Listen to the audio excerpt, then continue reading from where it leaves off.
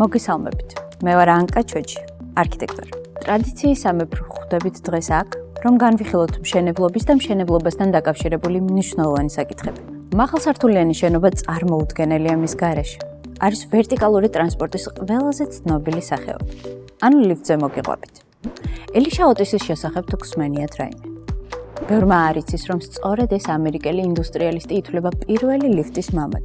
თავისი გამოგონების საკმაოდ დასამახსოვრებელი და შთამბეჭდავი წარდგენა ჰქონდა. იმ ლიფტის თოკი გაჭრა, რომელშიც თავად იჯდა. უბრალოდ დამსწრეების სახეები წარმოიდგინეთ. საბედნიეროდ მუხრიჭებმა იმუშავა, თორემ ალბათ ისტორიაში ყველაზე მოკლე პრეზენტაცია იქნებოდა. დღეს ლიფტი ბევრად მეტია, ვიდრე უბრალოდ მოძრავი ყუთი. უსაფრთხოების უახლესი სტანდარტების დაცვით.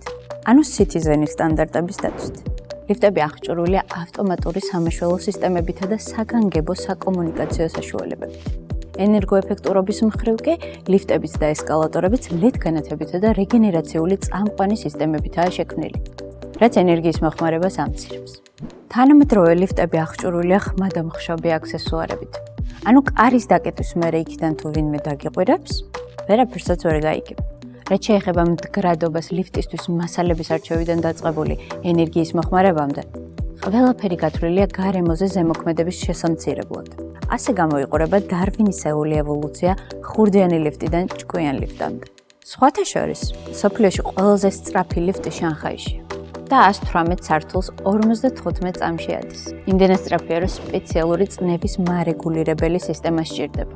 გზავრებს ყურები რომ არ დაუგუბდეთ. უსაფრთხოების თვალსაზრისით ლიფტი სტატისტიკურად ყველაზე უსაფრთხო სატრანსპორტო საშუალება. სინამდვილეში, კიბეზე სიარული 20 ჯერ უფრო სახიფათოა. წარმოგიდგენიათ? მოკლედ ეს ასია. მე კი დროებით გემშვიდობებით შემდეგ შეხვედრამდე.